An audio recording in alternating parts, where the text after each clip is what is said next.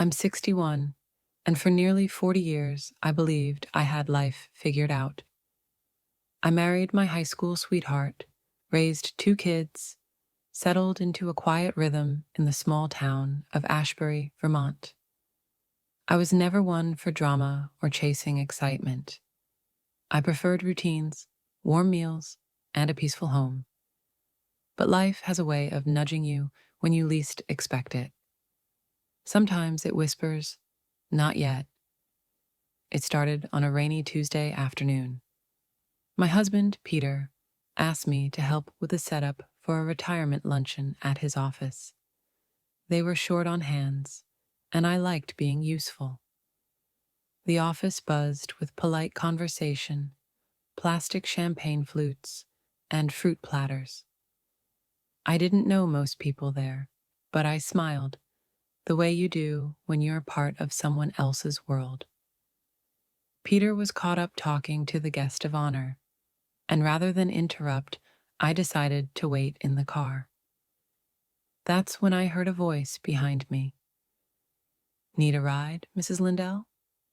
I turned and saw Adam, one of Peter's younger co-workers.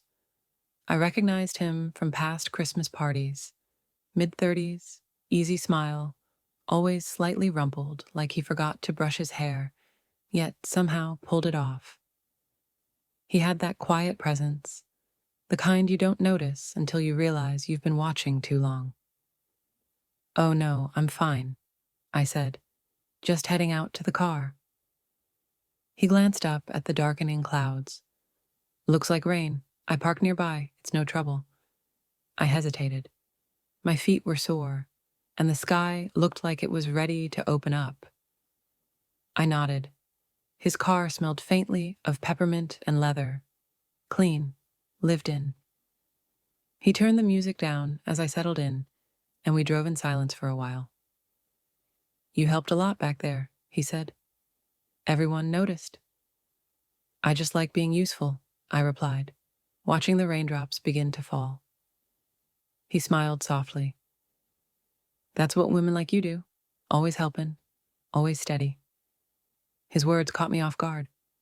I wasn't used to being noticed, not like that, not for years.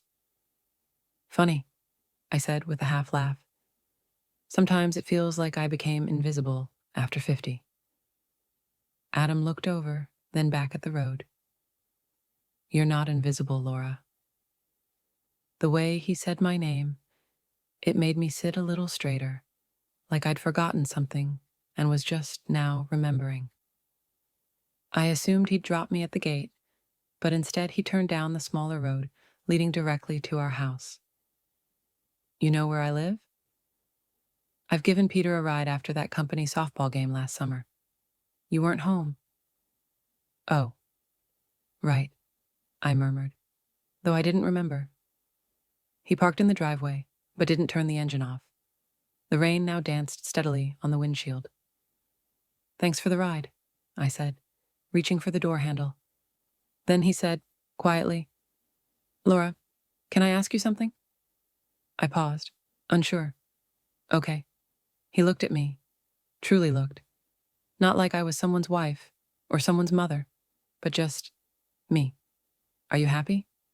The question landed like a weight in my chest. No one had asked me that in decades. People assume, but they don't ask. "That's complicated," I said. He nodded. "I think it's supposed to be." I didn't answer. I couldn't. There was something gentle in the way he looked at me, curious, not demanding, present, not flirtatious, not inappropriate, just honest. I stepped out into the rain without another word. I didn't rush. Let the water soak through my blouse and hair. It felt cold and clean. That night, I lay beside Peter in bed, listening to the familiar rhythm of his breathing. It used to comfort me, that quiet rasp of his snore. Now it sounded like a ticking clock. "Are you happy?" The next morning, I went about my routine. Watered the plants, folded laundry. Peter kissed my cheek before leaving for work. A message pinged on my phone. "Adam." I hope I didn't cross a line yesterday. I stared at the screen, heart quickening. Me. You didn't. It just caught me off guard. He replied almost immediately. Adam, that's fair. But I've been thinking about you. The way you looked yesterday. The way you looked away.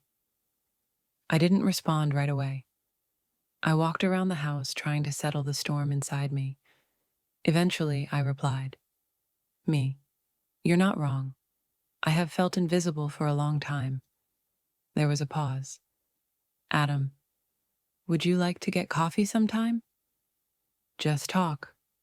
I didn't say yes, but I didn't say no either.